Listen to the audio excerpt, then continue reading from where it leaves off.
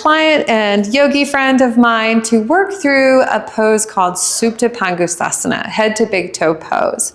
It's a single pose, and we're going to work through all of the technical ways to come into the pose. It's great for the low back and for the back of the legs and the thigh. It's great for the foot. And I love to practice this with runners and cyclers. So if you practice either of those sports, it's also great for people who have desk jobs. So we'll come into the pose starting on our back. So go ahead and lie on your back, and you'll need a single strap to come into the pose.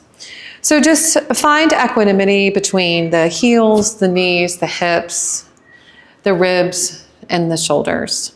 And we'll just let the shoulders settle into the body, draw the chin closer to the throat. Good.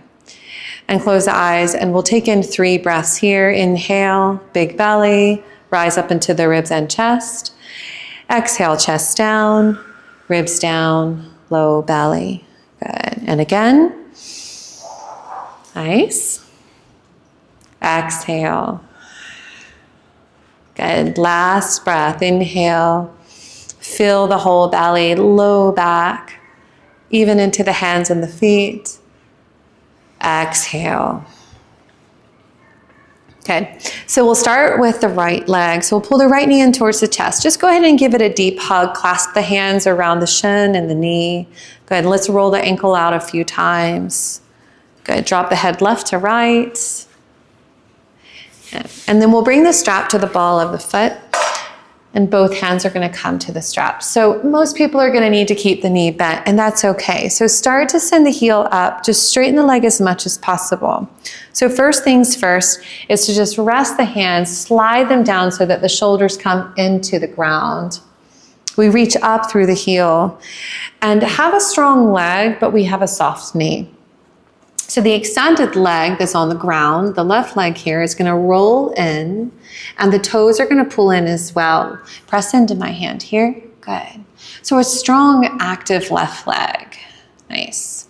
And then the right hip is just going to adjust before you come into the pose fully by moving towards the front of the mat.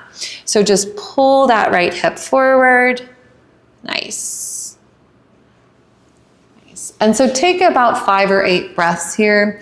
On the inhale, you extend up through the heel. On the exhale, you move the leg closer towards the head.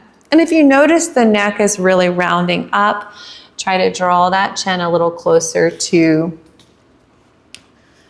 the throat. And then if you have this big curvature, you can rest down on a blanket, letting the neck drop in between the head and the blanket.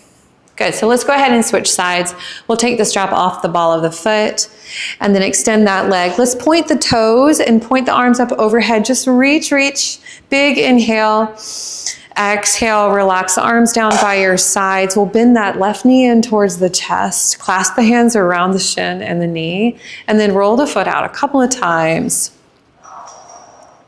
And we'll come into Supta Pad on this side. So we'll bring the strap to the ball of the foot, reach up through the heel. Nice. And then again, slide the hands down so that the shoulders come closer to the ground. Okay, good. And a lot of people will shake if they haven't done this pose regularly. It can be kind of alarming at first to the body, especially if you are a big runner or a cycler. So just breathe into the back of the leg, breathe into the toes, breathe into the foot. And good, we'll extend this right heel out, pull the right toes in, and then this right hip is going to reach forward. Good. Couple more breaths here. Nice job, Heather. Reach up through the heel. We'll take the ball of the strap out again and just rest the leg down. Okay. You can bring a hand to the heart and a hand to the belly. And breathe into the hands. Nice. So there it is, Supta Pangusthasana, head to big toe pose. It's great to do standing, it's great to do sitting, and it's also great to do supine on your back like we did today. I hope you enjoyed this pose and you practice it at home for the benefit of your body, mind, and soul. Namaste.